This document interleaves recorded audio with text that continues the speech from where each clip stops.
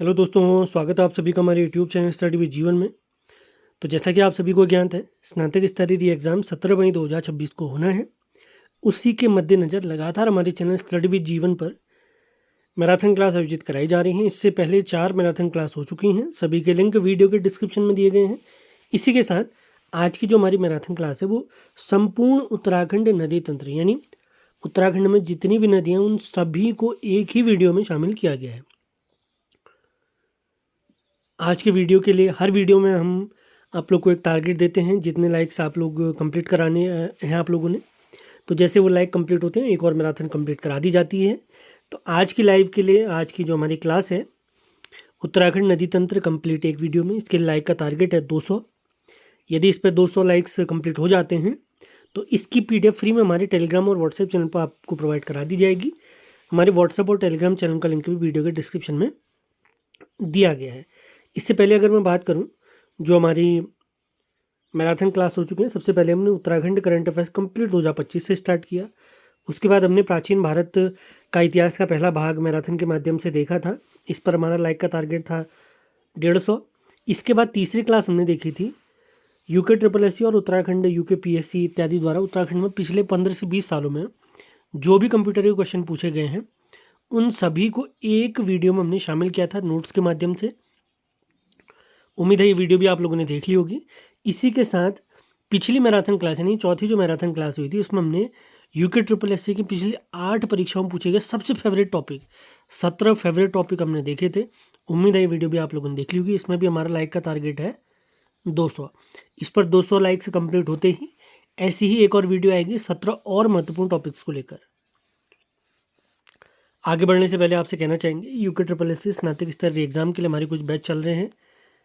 3 batch चल रहे हैं, जिसमें सबसे पहले सामान्य हिंदी वीडियो बैच जो कि 21 मार्च से स्टार्ट हुआ था, 20 अप्रैल को समाप्त होने वाला था, लेकिन ये 15 अप्रैल को ही समाप्त हो जाएगा। यदि जुड़ने के इच्छुक है तो आप जुड़ सकते हैं। ये हमारा नंबर है 7895127508। इसी के साथ कंप्लीट नोट्स बैच भी हमारा चल रहा है, जिसमें संपूर्ण उत्तराखंड, प्राचीन भारत, आधुनिक भारत, भारत का भूगोल, विश्व का भूगोल, कंप्यूटर, उत्तराखंड करंट अफेयर्स, राष्ट्रीय अंतर्राष्ट्रीय करंट अफेयर्स शामिल हैं। आप इनकी PDF प्राप्त कर सकते हैं इस नंबर पे संपर्क करके। इसके साथ चल रहा है हमारा topic wise target batch. Telegram पर ये बैच चल रहा है, जिसमें PDF आपको प्रोवाइड कराई दी जाती है। जैसे 1 अप्रैल का टेस्ट, 3, 5, 7 इस तरीके से। जैसे 9 अप्रैल का टेस्ट है, ये आप देख सकते हैं टॉपिक गढ़वाली, कुमाऊनी, शब्दावली, लोकोक्ति, हिंदी, कंप्यूटर। इसमें उत्तराखंड तो रहता है टॉपिक वाइज, हिंदी के रहते हैं मिक्स 20 क्वेश्चन और कंप्यूटर के भी मिक्स 10 क्वेश्चन रहते हैं। उत्तराखंड के 40 क्वेश्चन, हिंदी के 20 और कंप्यूटर के 10 नंबर। तो इन बैच से भी आप जुड़ना चाहते हैं तो इस नंबर पर संपर्क कर सकते हैं 7895127508। तो बिना टाइम वेस्ट हुए स्टार्ट करते हैं आज का सेशन।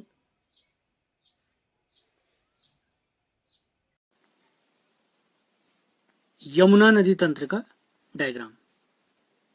अब इसको बनाना कैसे है उसको सिखा देता हूँ एक बार आपको मैं। उसी प्रकार आपने इसको ड्रॉ भी करना है, स्क्रीनशॉट लेना चाहते तो ले सकते हैं, कोई दिक्कत नहीं है।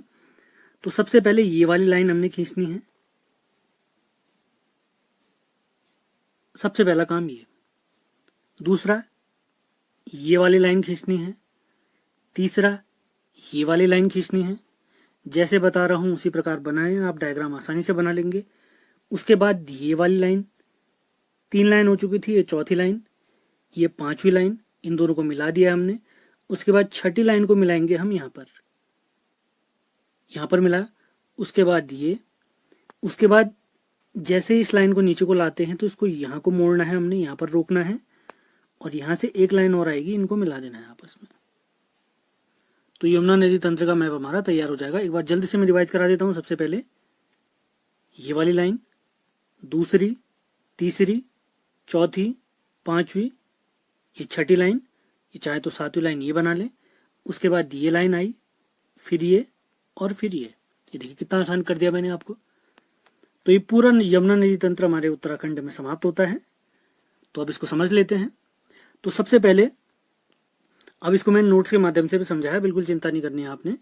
तो सबसे पहले आपको ये दिख रहा होगा यमुनोत्री, जो बंदरपूंछ पर्वत का हिस्सा है, ये हमारी उत्तरकाशी में स्थित है, ये ध्यान देंगे आप लोग। यहाँ से एक नदी निकलती है हमारी यमुना नदी, इस प्रकार से ये पूरा यमुना नदी तंत्र है। तो सबसे पहले यहाँ पर एक स्थल है जानकी चट्टी। ये भी उत्तरकाशी में स्थित है। तो इसमें एक नदी मिलती है हमारी ऋषिगंगा नदी, जो कि बंदरपूंछ पर्वत से ही निकलती है। दूसरा पॉइंट आता है हमारा हनुमान चट्टी। तो जानकी चट्टी वाला आप देखेंगे कहीं कहीं पर खरसाली भी लिखा गया है इसको, तो वो एक ही चीज है, आपने ध्यान रखना है। उसके बाद दूसरा पॉइंट है हनुमान चट्टी। तो हनुमान चट्टी में एक नदी मिलती है यमुना नदी में, हनुमान गंगा। ये नदी भी कहाँ से निकलती है? बंदरपूंछ से निकलती है। तो 2 पॉइंट हमने सीखे। यमुना नदी को हम लाए। सबसे पहले इसमें जानकी चट्टी खरसाली के पास में ऋषिगंगा नदी निकली, जो कि हमारे बंदरपूंछ से ही निकलती है। दूसरा पॉइंट है हनुमान चट्टी, यहाँ पर हनुमान गंगा नदी निकलती है, ये भी बंदरपूंछ से निकलती है। इसके बाद इस नदी को हमने आगे बढ़ाया, हमने कालसी के पास में इसको रोक दिया है। तो यहाँ से नदी को लाने के बाद हमने इसको कालसी में रोक दिया है। ये पॉइंट हमारा ब्रेकडाउन है अभी। ये हमने डायग्राम इस प्रकार बनाया था। 2 पॉइंट मैं आपको बता चुका हूँ। तीसरा पॉइंट कालसी आता है। तो कालसी में पहुंचने से पहले ये वाला सीन देख लेते हैं। तो स्वर्गारोहिणी ग्लेशियर जो हमारे बंदरपूंछ का हिस्सा है, वहां से एक नदी निकलती है सुपिन। एक नदी है रूपिन, जो हिमाचल प्रदेश के डोडरा क्वार से निकलती है। तो जहां पर ये दोनों नदियां मिलती हैं, रूपिन और सुपिन, उस जगह का नाम है नेटवाड़। नेटवाड़ उत्तरकाशी। सुपिन निकली हमारे उत्तरकाशी के स्वर्गारोहिणी ग्लेशियर से, और रूपिन निकली डोडरा क्वार हिमाचल प्रदेश से, जो दोनों हमारे उत्तरकाशी के नेटवार में मिलते हैं। जैसे ही ये दोनों नदियां मिलती हैं, तो आगे बढ़ने वाली नदी को कहा जाता है टोंस नदी। और यही टोंस नदी कालसी के पास में, यही टोंस ने सबसे पहले सुपिन, यहां से आई रूपिन, ये दोनों नदियां कहां पर मिली? कालसी के पास में यमुना नदी से मिल गई। यमुना नदी हम यहां से लाए थे। इस प्रकार डायग्राम बनाए, 4-5 बार प्रैक्टिस करिए, आपको सब याद हो जाएगा। तो कालसी में किन किन नदियों का संगम हो रहा है आपने ध्यान रखना है, और नेटवाड़ में कौन सी नदियों का संगम हो रहा है। तो नेटवाड़ में हमारी डोडरा क्वार हिमाचल प्रदेश से निकलने वाली रूपिन और स्वर्गारोहिणी ग्लेशियर से निकलने वाली सुपिन, इन दोनों का संगम होता है नेटवाड़ उत्तरकाशी में। कालसी में कौन सी नदियां मिलती हैं? ऊपर से आई हमारी यमुना नदी, और नेटवाड़ के बाद आई एक नदी टोंस नदी। तो टोंस और यमुना नदी का संगम होता है कालसी देहरादून के पास में। तो इससे थोड़ा आगे बढ़ने पर इस स्थल से इससे एक नहर निकाली जाती है, शक्ति नहर। और थोड़ा आगे बढ़ने पर रामपुर मंडी के पास में आसारोड़ी देहरादून से निकलने वाली एक नदी इसमें मिल जाती है। और एक नदी दूसरा हिस्सा यमुना नाम से आगे को बढ़ता है। और रामपुर मंडी में जैसे शक्ति नहर और आसा नदी मिलती हैं, ये नदी भी आगे बढ़कर देहरादून में ही मुख्य यमुना नदी में मिलती हैं, और ढालीपुर नामक स्थल से देहरादून यानी राज्य से हमारे बाहर हो जाते हैं। देखिए कितना सरल मैप है ये। यहां से हमने स्टार्ट करा, इस प्रकार लाए, बार बार प्रैक्टिस करनी है आपने इसकी, तब जाके ये चीज सरल हो पाएगी। ये रूपिन सुपिन नेटवाड़ मिल गई, इस प्रकार है कालसी में मिल गई, और ऊपर से यमुना नदी आई थी। सबसे पहले जानकी चट्टी के पास में ऋषिगंगा मिली, हनुमान चट्टी के बाद हनुमान गंगा मिली, कालसी में यमुना नदी और टोंस नदी मिली, और शक्ति नहर यहाँ से आगे निकली, और रामपुर मंडी के बाद में शक्ति नहर और आसन नदी मिली, और ये आसन नदी आगे बढ़ते हुए यमुना में मिल गई, और ढालीपुर नामक स्थल से यही यमुना नदी हमारे और राज्य से बाहर हो गई। अब यमुना नदी से रिलेटेड ही वही सारे फैक्ट मैंने लिखे हैं जो आपको मैंने बताए थे, तो उन्हीं को देख लेते हैं। उम्मीद है मैप आपको बढ़िया से समझ में आया होगा। आपने ऐसे ही बनाना है, लगातार आपने जुड़े रहना है। हर टॉपिक आपको इसी प्रकार बहुत आसानी से समझाया जाएगा। तो यहाँ पर ऑलमोस्ट सारे पॉइंट कवर कराए जाएंगे। तो यमुना नदी के बारे में देख लेते हैं, तभी मैं इस चैप्टर को काफी हिस्सों में लाने वाला हूँ। हर नदी तंत्र के हिसाब से इसका जो दूसरा भाग यानी कल जो हम अगला भाग देखेंगे इसका, उसमें भागीरथी नदी तंत्र को हम देखने वाले हैं। तो यमुना नदी तंत्र के बारे में देख लेते हैं। उत्तराखंड में यमुना नदी बंदरपूंछ पर्वत उत्तरकाशी के यमुनोत्री ग्लेशियर या यमुनोत्री कांटा से निकलती है। महाभारत के वन पर्व विराट पर्व के अनुसार यमुना नदी का उद्गम कलिंद पर्वत है। इसी वजह से इस नदी को हमारे कालिंदी या कलिंदजा भी कहा जाता है। कुछ अन्य धार्मिक स्रोतों के अनुसार यमुना नदी का उद्गम सप्तऋषि कुंड या चंपासर ग्लेशियर भी बताया गया। ये भी ध्यान रखना है, अपने सारे फैक्टर ध्यान रखने हैं। अब देखते हैं कुछ और फैक्टर यमुना नदी के कुछ अन्य नाम। इन्हें सूर्य तनया यानी सूर्य की पुत्री के नाम से भी जाना जाता है। यमी यानी यमराज की बहन के नाम से भी इनको जाना जाता है, यमी नाम से। और आसित ऋषि द्वारा इसको खोजे जाने के कारण इसे आसित नदी भी कहा जाता है। और श्री कृष्ण की पटरानी भी कहा जाता है इन्हें, श्री कृष्ण की पटरानी कहा जाता है। अब जो हमने सहायक नदियां देखी थी, जो हमारी यमुना में मिल रही थी वही पॉइंट मैंने बनाए हुए हैं। पहले मैप समझना है, उसके बाद ये नोट्स आपने बनाने हैं। तो सबसे पहले नदी मिलती है ऋषिगंगा, जिसका उद्गम होता है बंदरपूंछ से, और ये यमुना में कहाँ पर मिलते हैं, खरसाली उत्तरकाशी के पास में। उसके बाद अगली नदी है हनुमान गंगा, जो बंदरपूंछ श्रेणी से निकलती है और मिलन बिंदु है, यानी यमुना और हनुमान गंगा का संगम बिंदु है हनुमान चट्टी उत्तरकाशी। इसके बाद आती है टोंस नदी, जो निकलती है रूपिन सुपिन हिमनद से। रूपिन हिमाचल प्रदेश, सुपिन उत्तराखंड, नेटवाड़ में दोनों मिलेंगी। नेटवाड़ में लिखा हुआ है, यहाँ पे देख सकते हैं आप, नेटवाड़ उत्तरकाशी। उसके बाद आसन नदी आती है, जो आसारोड़ी नामक स्थल देहरादून से निकलती है और रामपुर मंडी के पास में हमारी यमुना नदी से मिल जाती है। उम्मीद है सारे फैक्ट आपके कवर हुए होंगे। और जो हमने ऊपर एक ध्यान देना है, मैं आपको शायद बताना भूल गया यहाँ पर, ये जो पावर नदी आप देख रहे हैं, ये हमारी टोंस नदी की सहायक नदी है, आपने ध्यान रखना है। नेटवाड़ के थोड़ा आगे बढ़ने पर ही उत्तरकाशी में मिलते हैं। और कुछ अन्य सहायक नदियां यमुना की, जैसे कृष्णागाड़, भद्रीगाड़, कमलगाड़ और गिरिगाड़, ये भी याद रखना है आपने। अब टोंस नदी से संबंधित कुछ इंपॉर्टेंट फैक्ट देखते हैं। तो यमुना नदी के साथ साथ हमारे यहाँ पर टोंस नदी भी समाप्त हो रही है, क्योंकि यमुना की सबसे बड़ी सहायक नदी यही है। तो सबसे पहला पॉइंट है, यह राज्य में यमुना की सबसे बड़ी सहायक नदी है, काफी इंपॉर्टेंट फैक्ट। टोंस नदी उत्तराखंड व हिमाचल प्रदेश से सीमा बनाते हुए 148 किलोमीटर बहने के बाद कालसी व डाक पत्थर के बीच यमुना से मिल जाती है, कालसी और डाक पत्थर के बीच में।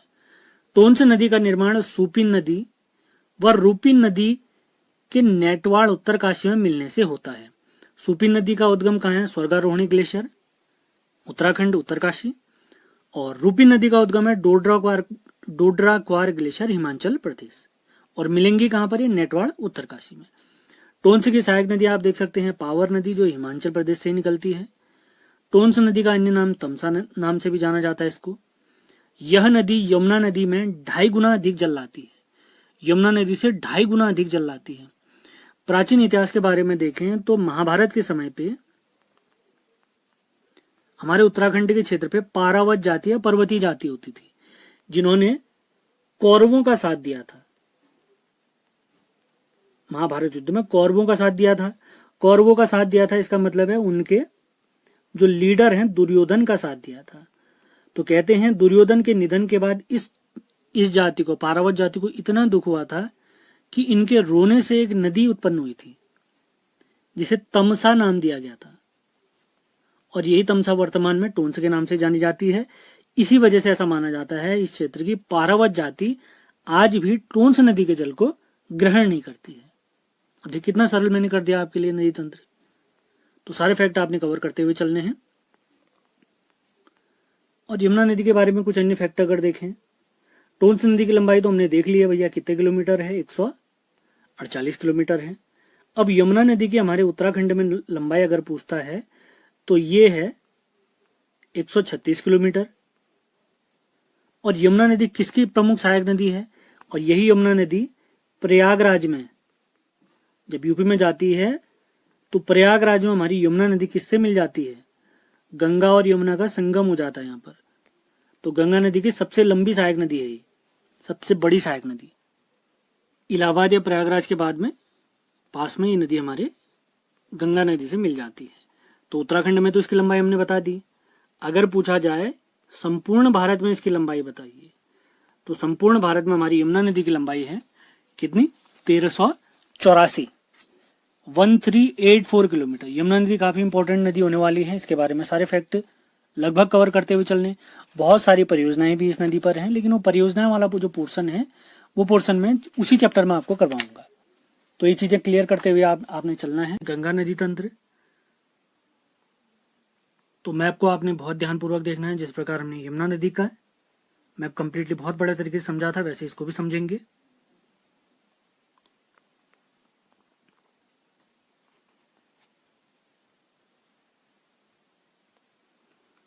तो जो गंगा नदी तंत्र है, जब इसका उद्गम होता है गंगोत्री ग्लेशियर से, तो इसे नाम दिया जाता है भागीरथी। भागीरथी नाम से इसका उद्गम होता है, क्योंकि भगीरथ ऋषि के प्रयासों से ही हमारी गंगा नदी स्वर्ग से धरती में आई थी। तो इसका उद्गम होता है गंगोत्री से। तो डायग्राम कैसे बनाना है हमने, आप देख सकते हैं। इस प्रकार से आपने डायग्राम लाना है। ये इतना आसान। तो सबसे पहले ये वाली नदी, उसके बाद दूसरी नदी, उसके बाद एक तीसरी नदी, उसके बाद चौथी नदी जो सहायक नदी है, फिर पांचवी, उसके बाद भिलंगना, उसके बाद अलकनंदा।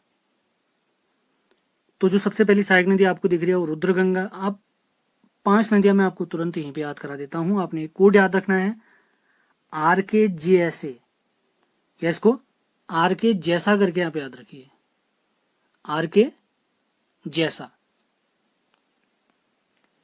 RKJSA। पहले नदियां याद करते हैं, फिर कहां पर मिलती हैं ये भी याद रखेंगे।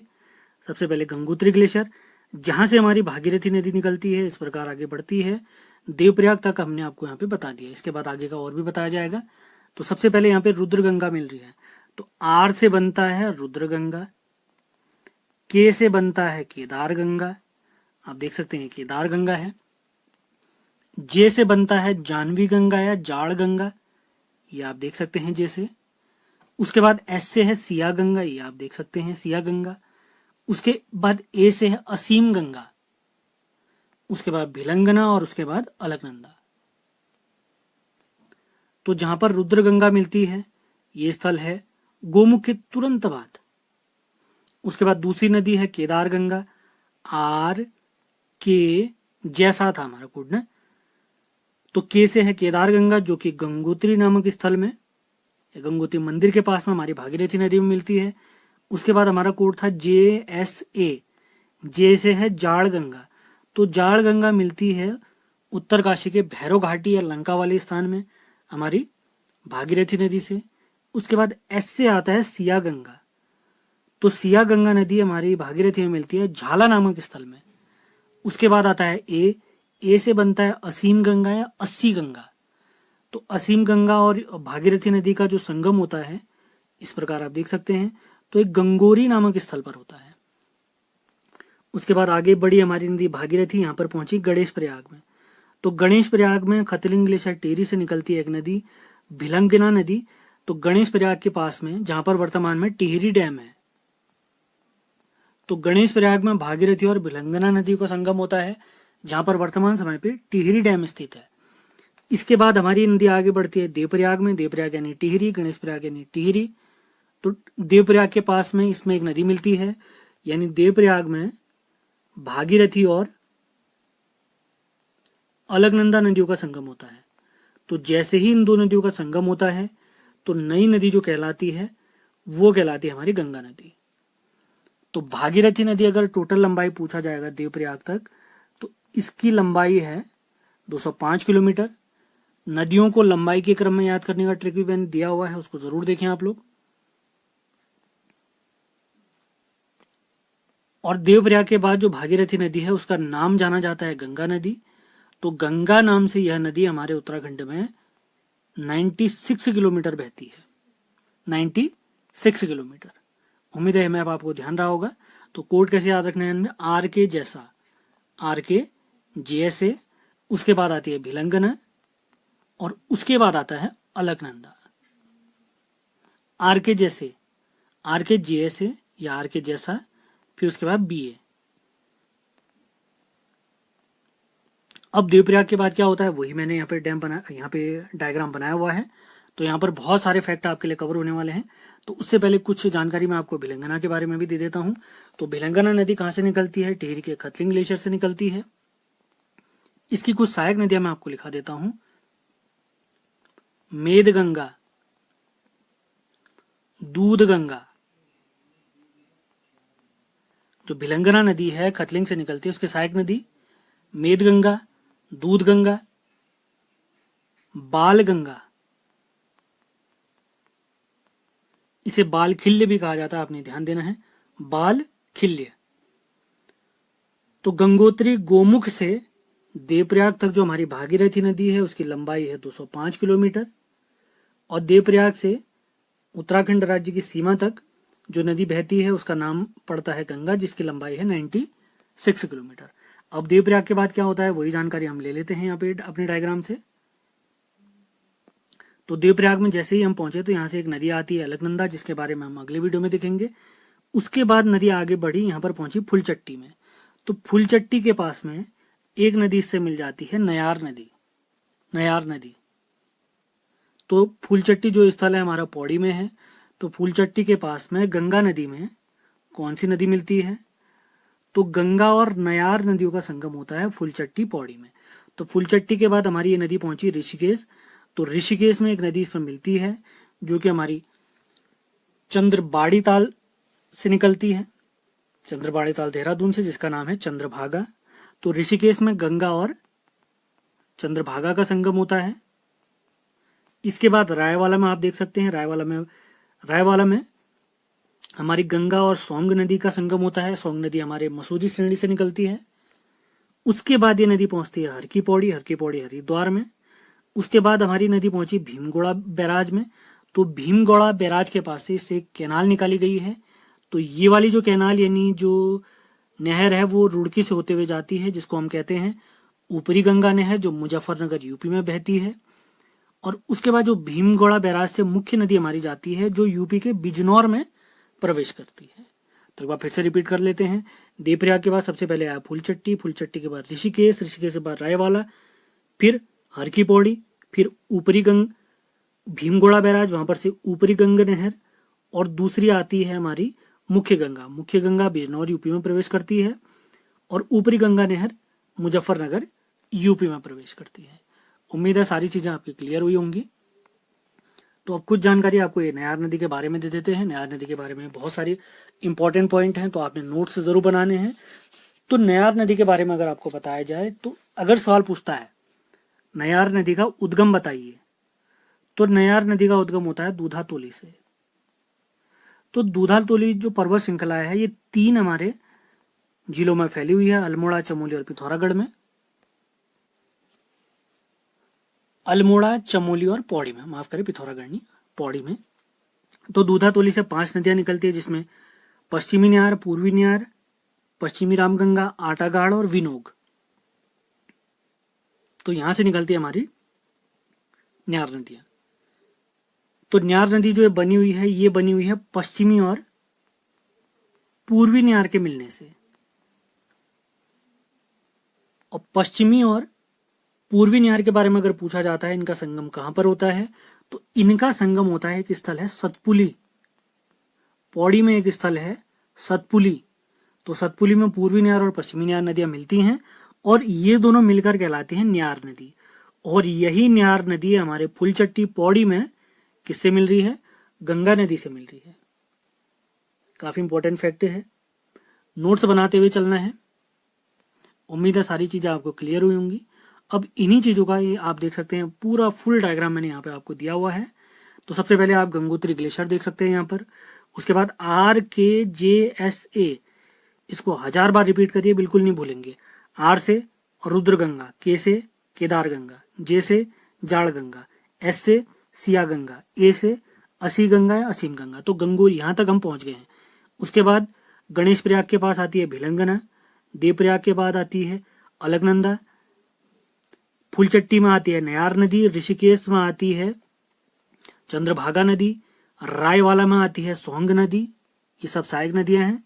उसके बाद हर की पौड़ी आप देख सकते हैं, भीमगोड़ा बैराज, मुख्य गंगा नदी हमारी बिजनौर यूपी में प्रवेश करती है, और ऊपरी गंगा नहर से रुड़की से होते हुए मुजफ्फरनगर में प्रवेश करती है। तो उम्मीद है ये डायग्राम आपको समझ में आया होगा। आप ध्यान से बना लें इसको, स्क्रीनशॉट भी आप ले सकते हैं। मैं धीरे से इसको आगे बढ़ा देता हूँ। और पीडीएफ के अलावा आप हमसे संपर्क कर सकते हैं। तो इस सारी नदियों के बारे में डिटेल नोट्स मैंने यहाँ पर बनाया हुआ है, जो कि हमारी भागीरथी नदी की सहायक नदियां हैं। तो इसका भी स्क्रीनशॉट आप ले सकते हैं, अपने नोट्स जरूर बनाएं। तो सबसे पहली नदी कौन सी मिली थी? RKJSA।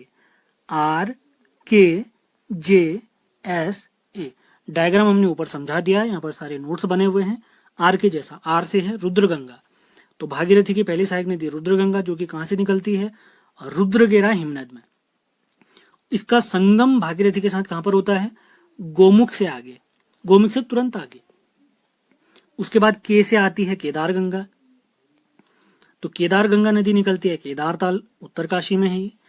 इसका संगम भागीरथी में होता है गंगोत्री मंदिर के पास में। उम्मीद है दोनों पॉइंट क्लियर हुए होंगे। इसके बाद हमारी J, इस J से आती है जाड़ गंगा या जाह्नवी गंगा। तो इसका उद्गम होता है थांगला दर्रे से, उत्तरकाशी में ही स्थित है। और इसका संगम भागीरथी नदी में होता है भैरव घाटी के पास, लंका, उत्तरकाशी नामक स्थल पे। उसके बाद एस से आती है सिया गंगा, जिसका उद्गम की जानकारी मेरे को तो प्राप्त नहीं हो पाई। अगर किसी को पता हो तो कमेंट बॉक्स में लिख के जरूर बताएं। तो सिया गंगा नदी का संगम भागीरथी से होता है झाला नामक स्थल पर। तो झाला स्थल भी कहां पर है? उत्तरकाशी है। मैं फिर से रिपीट करता हूं, गोमुख कहां पर है? उत्तरकाशी। गंगोत्री मंदिर उत्तरकाशी। भैरव घाटी उत्तरकाशी। झाला भी कहां पर है? ये भी हमारा उत्तरकाशी में। अब आती है ए से असीम गंगा या अस्सी गंगा। तो इसका संगम होता है डोडी ताल में, माफ करें, इसका उद्गम होता है डोडी ताल से। डोडी ताल उत्तरकाशी। सारे स्थल अभी तक उत्तरकाशी में ही चल रहे हैं।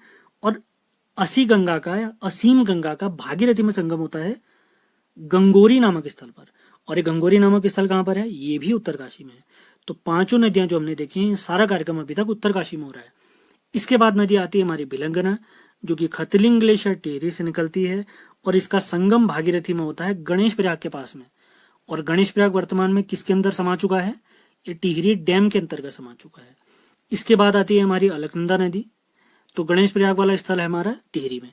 इसके बाद आती है अलकनंदा नदी, जिसका उद्गम होता है सतोपंथ चमोली से। इसके बारे में अगली वीडियो में हम डिटेल से सीखेंगे। और इसका संगम भागीरथी के साथ होता है देवप्रयाग टिहरी में। तो इसी के बाद जहां पर हमारा देवप्रयाग है, देवप्रयाग टिहरी में, जहां पर भागीरथी और अलकनंदा का संगम होता है, इसी के बाद जो नदी आगे बढ़ती है उसको गंगा कहते हैं। इसके बाद हमारी नदी आती है नयार नदी, जो कि पूर्वी नयार और पश्चिमी नयार के मिलने से बनी है। तो नयार नदी, इसका उद्गम होता है हमारा दूधातोली से। का संगम सतपुली नहीं होगा, सतपुली में तो दोनों नयार नदियों का संगम होता है। तो ये स्थल होगा जहां पर नयार नदी और गंगा नदी का संगम होता है। ये है फुलचट्टी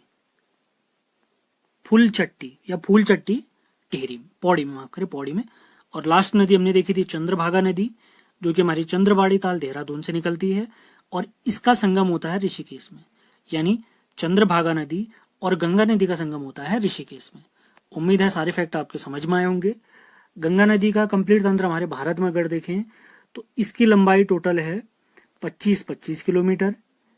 ये भारत के 5 राज्यों से होकर गुजरती है: उत्तराखंड, उत्तर प्रदेश, बिहार, झारखंड और वेस्ट बंगाल। सर्वाधिक लंबाई इसकी यूपी में है और सबसे कम लंबाई इसकी है झारखंड में। सारे फैक्ट आपने नोट डाउन जरूर करने हैं। पूरा डायग्राम देख सकते हैं इसका अलकनंदा नदी तंत्र का, हमने बहुत बड़ा डायग्राम बनाया हुआ है और इसके बारे में बेसिक जानकारी आपको नीचे दी जाएगी। हम जानते हैं जितने भी हमारे पंच प्रयाग हैं, जो महत्वपूर्ण प्रयाग 5 प्रयाग हैं हमारे, वो सारे इसी नदी पर बनते हैं। तो इस नदी के साथ साथ मैं आपको पंच प्रयागों को याद करने की ट्रिक भी देने वाला हूं। तो स्टार्ट करते हैं। अलकनंदा नदी तंत्र। अलकनंदा नदी तंत्र, तो सबसे पहले आप देख सकते हैं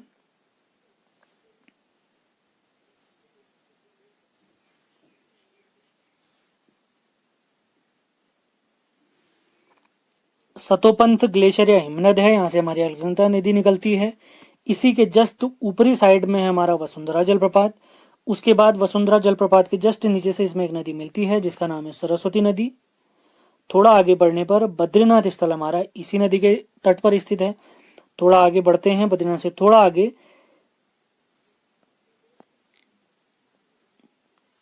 उससे पहले माणा केशव प्रयाग आप देख चुके होंगे। तो ऋषिगंगा आप देख सकते हैं, यहाँ पर ये मिल जाती है ऋषिगंगा इसमें अलकनंदा नदी में। थोड़ा आगे बढ़ते हैं तो हनुमान चट्टी आता है और उसी के पास पांडुकेश्वर है। पांडुकेश्वर में एक नदी मिलती है खीराव गंगा। याद रखना है आपने, पांडुकेश्वर के पास में एक पावर प्लांट बनाया गया है, JP power plant. JP power plant अगर पूछा जाता है किस नदी पर है तो हमारी अलकनंदा नदी पर है। तो यहाँ तक का एक बार रिवाइज कर लेते हैं। सबसे पहले सतोपंथ हिमनद, जहां से हमारी अलकनंदा नदी निकलती है। ऊपरी साइड में आप वसुंधरा जलप्रपात देख सकते हैं। इसके बाद माणा से जस्ट पहले आप देखते हैं जहां पर सरस्वती नदी निकलती है, तो वहां पर एक स्थल है केशव प्रयाग। तो केशव प्रयाग में किन नदियों का संगम होता है? सरस्वती और अलकनंदा। आगे बढ़ते हैं, इसमें एक नदी मिलती है हमारी ऋषिगंगा। थोड़ा आगे बढ़ते हैं तो हनुमान चट्टी आप स्थल देख सकते हैं। उसके थोड़ा आगे बढ़ने पर आप पांडुकेश्वर देख सकते हैं, जहाँ पे इसमें खीराव गंगा इसमें मिल जाती है हमारे अलकनंदा नदी में। इसके बाद एक स्थल आता है गोविंद घाट। तो यहाँ पर हेमकुंड साहिब से एक नदी निकलती है जिसको हम लक्ष्मण गंगा कहते हैं। तो गोविंद घाट में अलकनंदा और हेमकुंड साहिब से निकलने वाली नदी लक्ष्मण गंगा का संगम होता है। उम्मीद है सारे पॉइंट आपके क्लियर हो रहे होंगे। साइड बाय साइड आप इसके नोट्स भी बनाते चल रहे हैं, यहाँ डायग्राम बना सकते हैं, लास्ट में आपको स्क्रीनशॉट भी खींच सकते हैं आप, कोई दिक्कत नहीं है। थोड़ा आगे बढ़ते हैं तो गोविंद घाट तक हम कवर कर चुके हैं, जहां पर हमारी अलकनंदा नदी में लक्ष्मण गंगा नदी मिलती है। थोड़ा आगे बढ़ते हैं, विष्णुप्रयाग प्राप्त होता है। तो विष्णुप्रयाग में ऊपर से आती है हमारी अलकनंदा नदी, पश्चिमी धौलीगंगा आप देख सकते हैं यहां से निकलती है। तो पश्चिमी धौलीगंगा का संगम होता है विष्णुप्रयाग के पास में। यहां पर विष्णुप्रयाग के पास में आपने ध्यान देना है, अलकनंदा नदी को विष्णु गंगा भी कहा जाता है, विष्णु गंगा। और नंदा देवी ग्लेशियर के पास से ऋषिगंगा एक नदी यहां पर भी निकलती है, जो रैणी गांव में हमारे पश्चिमी धौलीगंगा में मिलती है। और यही पश्चिमी धौलीगंगा विष्णुप्रयाग में अलकनंदा में मिल जाती है। तो ये हमारा पहला प्रयाग है, पंच प्रयागों में पहला प्रयाग है विष्णुप्रयाग। थोड़ा आगे बढ़ते हैं, तपोवन विष्णुगार परियोजना प्राप्त होती है। इसके साइड में आप देख सकते हैं जोशीमठ स्थल है हमारे चमोली में ही। थोड़ा आगे बढ़ते हैं, वृद्ध बद्री वाला स्थल भी हमारे अलकनंदा नदी पर ही स्थित है। आगे बढ़ते हैं तो एक स्थल आता है हमारा बहोला नामक स्थल। तो बहोला नामक स्थल में विरही गंगा नदी मिलती है हमारे अलकनंदा नदी में। आगे बढ़ते हैं, मुख्य चमोली शहर आता है। उसके थोड़ा आगे बढ़ने पर नंदप्रयाग प्राप्त होता है। तो नंदप्रयाग में नंदा घुंघटी से निकलने वाली एक नदी है नंदाकिनी। तो नंदप्रयाग में अलकनंदा और नंदाकिनी का संगम होता है, जिसका कोड मैंने बताया था आपको NaN। तो अभी इन सारे कोडों को मैं रिवाइज कराने वाला हूं। नंदप्रयाग से आगे बढ़ते हैं तो लंगासू नामक एक स्थल प्राप्त होता है, ये भी हमारे चमोली में है अलकनंदा नदी पर। लंगासू से आगे बढ़ने पर कर्णप्रयाग हमें प्राप्त होता है। तो कर्णप्रयाग में अलकनंदा नदी में एक नदी मिलती है जिसे हम कहते हैं पिंडर नदी, जो कि हमारे पिंडारी ग्लेशियर से निकलती है। तो पिंडर नदी और अलकनंदा नदी का संगम अगर पूछा जाता है तो ये होता है कर्णप्रयाग में। पिंडर नदी का उद्गम है पिंडारी ग्लेशियर। आगे बढ़ते हैं तो गौचर चमोली वाला क्षेत्र भी हमारा अलकनंदा नदी पर है। इसके जस्ट आगे बढ़ते हैं, रुद्रप्रयाग की तरफ बढ़ते हैं। तो पंच प्रयागों में 3 प्रयाग हम देख चुके हैं, मैं तीनों प्रयाग आपको बता देता हूं। सबसे पहले हमने देखा विष्णुप्रयाग, जिसमें अलकनंदा में धौलीगंगा नदी मिली थी। उसके बाद हम आते हैं नंदप्रयाग की तरफ। नंदप्रयाग में नंदा घुंघटी से निकलने वाली नंदाकिनी नदी अलकनंदा नदी में मिलती है। आगे बढ़ते हैं, कर्णप्रयाग में अलकनंदा नदी के साथ पिंडर नदी मिल जाती है। तो 3 प्रयाग हमारे कवर हो चुके हैं। पंच प्रयागों में अब चौथे प्रयाग की तरफ बढ़ते हैं तो हमारा ये क्षेत्र आता है, आप देखेंगे रुद्रप्रयाग। तो रुद्रप्रयाग में ऊपरी क्षेत्र से आ रही हमारी अलकनंदा और चौराबाड़ी ग्लेशियर आप देख सकते हैं रुद्रप्रयाग में है। यहाँ से एक नदी निकलती है मंदाकिनी। तो रुद्रप्रयाग में मंदाकिनी और अलकनंदा नदी का संगम होता है। रुद्रप्रयाग से आगे बढ़ने पर यह नदी हमारे देवप्रयाग में मिल जाती है, देवप्रयाग टिहरी में, जहां पर गोमुख से निकलने वाली भागीरथी नदी इसमें संगम कर जाती है। यहां तक का पूरा हिस्सा मैं भागीरथी नदी तंत्र में आपको बता चुका हूं। उम्मीद है सारे पॉइंट क्लियर हुए होंगे। तो मैंने डायग्राम थोड़ा छोटा कर दिया, आप इसका अगर चाहें तो स्क्रीनशॉट जरूर ले सकते हैं। यहाँ पर डायग्राम पूरा क्लियर है, क्लियरली आप पूरा डायग्राम देख सकते हैं।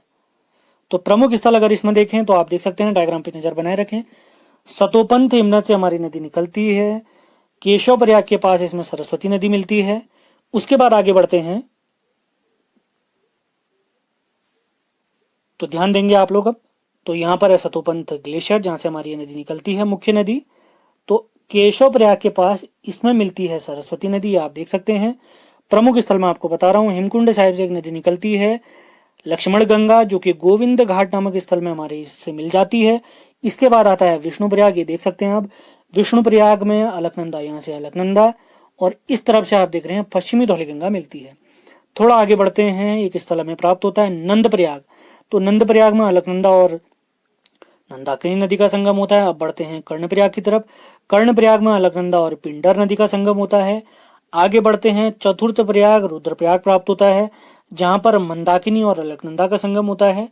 अंत में 5वां प्रयाग में प्राप्त होता है देवप्रयाग, जो कि टिहरी में है। यहाँ पर भागीरथी नदी और अलकनंदा नदी का संगम होता है। तो ये जो 5 प्रयाग है हमारे, उनको याद करने की ट्रिक मैंने आपको पहले बताई थी। तो चमोली में 3 प्रयाग हैं। पहला है विष्णुप्रयाग, इसके बाद आता है कर्णप्रयाग, इसके बाद आता है नंदप्रयाग। दूसरे नंबर पे नंद है, तीसरे में कर्ण। पहला विष्णुप्रयाग, दूसरा नंदप्रयाग, तीसरा कर्णप्रयाग। तो विष्णुप्रयाग का कोड आपने याद रखना है VAD। वी से विष्णुगंगा या विष्णुप्रयाग, वी से विष्णुप्रयाग याद रखें, ए से अलकनंदा, डी से धौलीगंगा, पश्चिमी धौलीगंगा। और यहाँ पर अलकनंदा नदी को विष्णुगंगा भी कहा जाता है। कर्णप्रयाग जो कि हमारा तीसरा प्रयाग है, यहाँ पर के ए पी से आप इसको याद रख सकते हैं, के से कर्णप्रयाग, ए से अलकनंदा और पी से पिंडर। नंदप्रयाग ये भी चमोली में है। तीन प्रयाग हमारे, पहले तीन प्रयाग हमारे चमोली में है।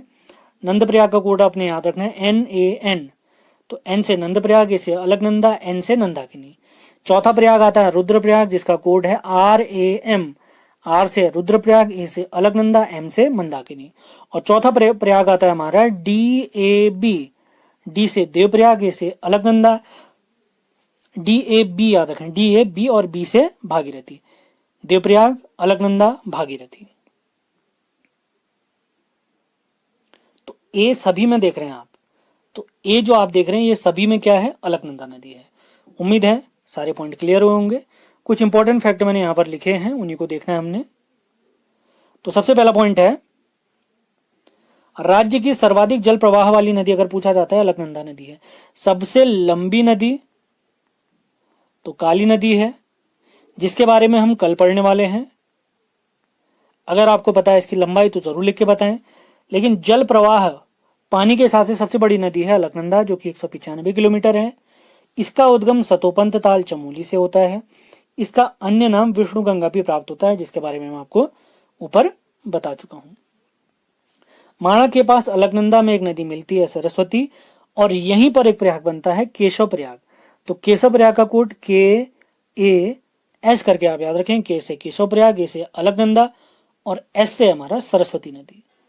विष्णु प्रयाग के पास अलकनंदा और पश्चिमी धौलीगंगा का संगम होता है, और पश्चिमी धौलीगंगा नदी हमारी धौलागिरी रेंज के कुलनुन श्रेणी से निकलती है। अगला पॉइंट है, अलकनंदा नदी पर ही चमोली में पंच प्रयागों में से पहले 3 प्रयाग स्थित हैं। पहला है विष्णु प्रयाग, दूसरा है नंद प्रयाग, तीसरा कर्ण प्रयाग। तीनों को याद करने की ट्रिक में आपको, तो देखते हैं काली नदी तंत्र। इसका पहले मैप एक बार समझ लेते हैं, फिर उसके बाद इस मैप के कंप्लीट नोट्स में आपको समझाने वाला हूँ। तो सबसे पहले मैप को समझते हैं। आपने सिंपल क्या करना है, एक लाइन ऐसे बनानी है, बहुत आसान सी लाइन है। एक लाइन इस साइड को, एक लाइन इस साइड को। उसके बाद क्या है, ये वाला पॉइंट आपने बनाना है। एक पॉइंट यहाँ पर, दूसरा पॉइंट यहाँ पर, तीसरा पॉइंट है जौलजीबी के पास, फिर उसके बाद पंचेश्वर, उसके बाद चूका, उसके बाद टनकपुर बैराज, उसके बाद काली। मैं साइड में बना के भी दिखा देता हूँ आपको। इस तरीके से आपने मैप बनाना है। ये इस तरीके से मैप बना हुआ है। सबसे पहला पॉइंट यहाँ पर आएगा, दूसरा पॉइंट यहाँ पर, जो कि गुंजी आप देख सकते हैं, एक नदी यहाँ पर मिलने वाली है। उसके बाद दूसरा पॉइंट आप बनाएंगे खेला तवा घाट वाला। बिल्कुल ऐसे ही मैप बनाएं, काफी सरल होगा। तीसरा पॉइंट आप जौलजीबी वाला देख सकते हैं, यहाँ पर बना दे इसको। चौथा पॉइंट आता है हमारा पंचेश्वर, यहाँ पर इसको बना दे, पंचेश्वर लिख देना आपने। उसके बाद छठा पॉइंट आता है हमारा चूका, चूका में लाधिया नदी मिलती है। उसके बाद टनकपुर बैराज, उसके बाद बनबसा बैराज, उसके बाद 2 भागों में नदी हमारी बढ़ जाएगी और काली नदी तंत्र हमारा समाप्त हो जाएगा। उम्मीद है सारी चीजें आपको समझ में आई होंगी। तो सबसे पहले देखते हैं, नदी का उद्गम होता है हमारी काली नदी का काला पानी व्यास आश्रम के पास से इसका उद्गम होता है। आगे जब ये नदी बढ़ती है तो गुंजी के पास में इसमें एक नदी का संगम होता है, जो कि जिसका नाम है कुठियांगटी।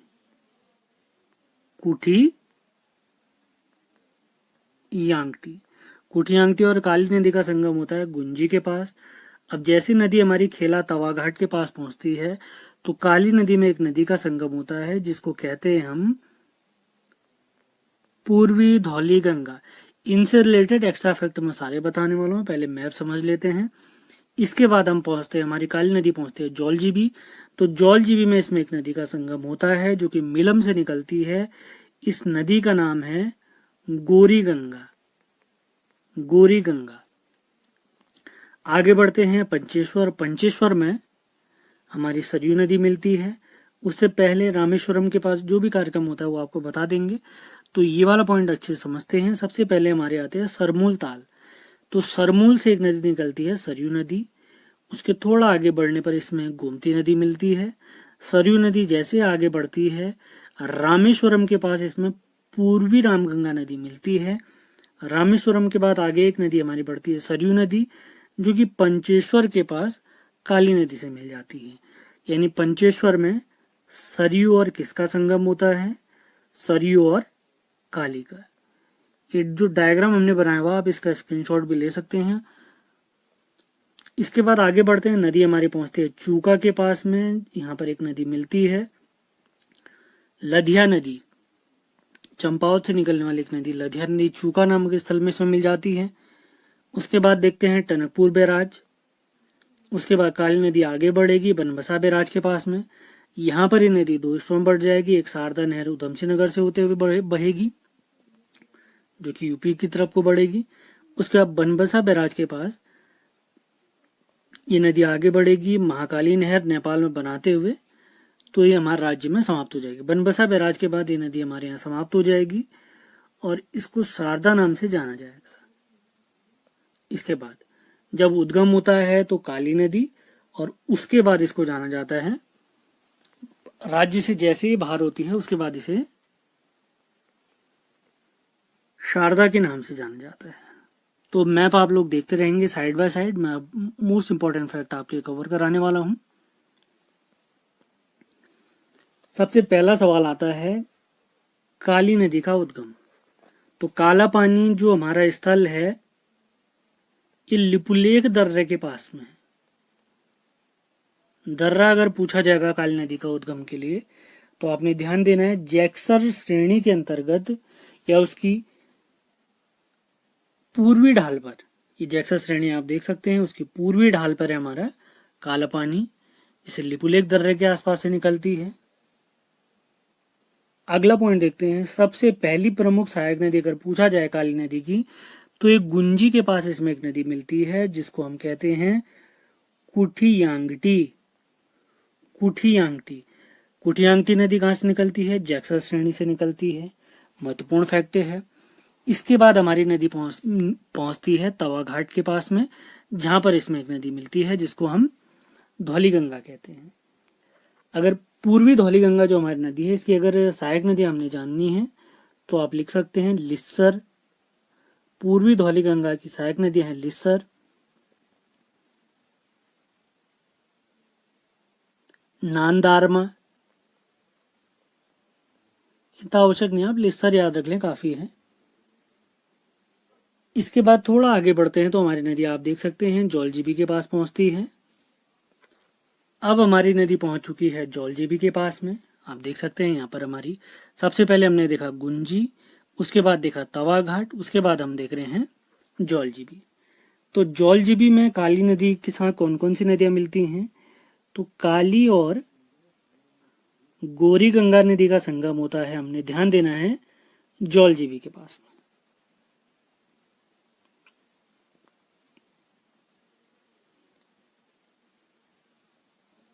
अब गोरी गंगा नदी कहां से निकलती है अगर पूछा जाए, आप ये देख सकते हैं यहाँ पे मैंने लिखा हुआ है मिलम।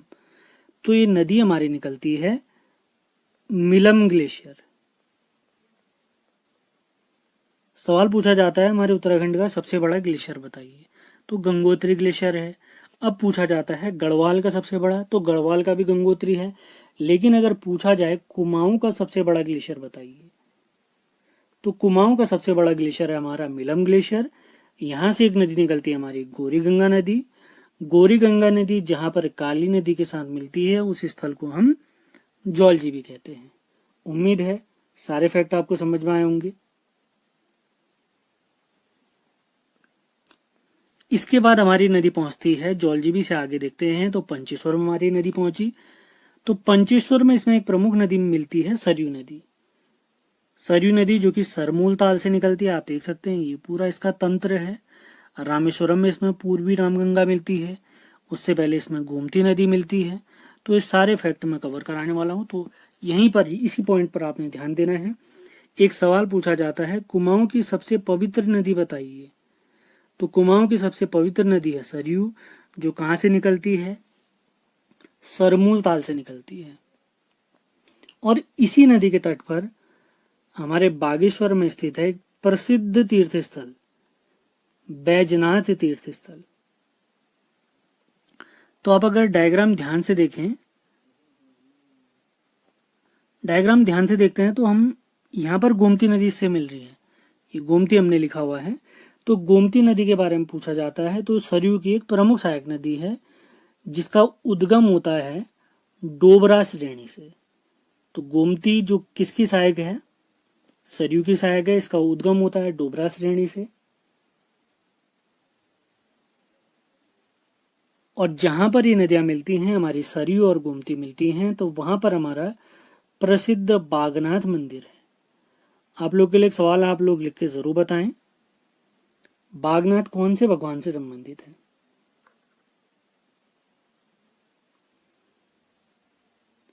इसके बाद आगे बढ़ते हैं। जैसे हम सरयू नदी को आगे ले जाते हैं तो ये पूर्वी रामगंगा आप लोग यहाँ से देख रहे होंगे, जो कि रामेश्वरम के पास सरयू से मिलती है। तो पूर्वी रामगंगा के बारे में हमने ध्यान देना है। पोटिंग ग्लेशियर से इसका उद्गम होता है। पोटिंग ग्लेशियर पिथौरागढ़ में स्थित है, पोटिंग ग्लेशियर वहां से निकलती है। इन दोनों का संगम, सरयू और पूर्वी रामगंगा का संगम अगर पूछा जाता है तो रामेश्वरम में इसका संगम होता है। तो रामेश्वरम में जैसे इन दोनों नदियों का संगम होता है, आगे को एक नदी बढ़ती है जिसका नाम है सरयू, और यही सरयू नदी पंचेश्वर में किससे मिल जाती है? काली नदी से। तो हमारी नदी अगर हम देखें, काली नदी सबसे पहले गुंजी, खेला यानी तवाघाट, जौलजीबी और पंचेश्वर तक का रूट समाप्त कर चुके हैं। इतना हम कंप्लीट कर चुके हैं। अब इसके बाद आगे का कार्यक्रम देखते हैं। सारे नोट्स आप लोग बनाते हुए चलें। पंचेश्वर के बाद ये नदी कहाँ पर पहुंचती है? तो चूका नामक स्थल पर पहुंचती है। ये इंपॉर्टेंट क्यों है? क्योंकि चूका नामक स्थल पर हमने ध्यान देना है काली नदी और एक प्रमुख नदी है लधिया नदी। लधिया नदी आप देख सकते हैं, ये लधिया नदी, हम यहाँ पर पहुंच चुके हैं। तो लधिया और काली नदी का संगम चूका नामक स्थल पर होता है। और देवीधुरा जो हमारा मंदिर है, बाराही देवी से संबंधित काफी महत्वपूर्ण फैक्ट है, तो लधिया नदी के संगम पर ही स्थित है। अब चूका से आगे बढ़ते हुए नदी हमारी पहुंचती है पूर्णागिरि मंदिर के आसपास, जो कि हम जानते हैं टनकपुर में है। टनकपुर में जैसे ये पहुंचते हैं, टनकपुर बैराज आप देख सकते हैं, यहाँ पर हमने लिखा भी हुआ है। टनकपुर के आसपास जैसे ये नदी पहुंचती है, उसके बाद इस नदी को, हमारी प्यारी शारदा नदी को, जो कि हमारे उत्तराखंड की सबसे लंबी नदी है, इसे शारदा नदी के नाम से जाना जाता है। अब फिर थोड़ा आगे बढ़ने पर इस पर कुछ बैराज बनाए गए हैं, आप मैप में देख सकते हैं। इनके बारे में मैंने आपको बताया भी है, जिस पर बनबसा बैराज और शारदा नहर निकाली गई है।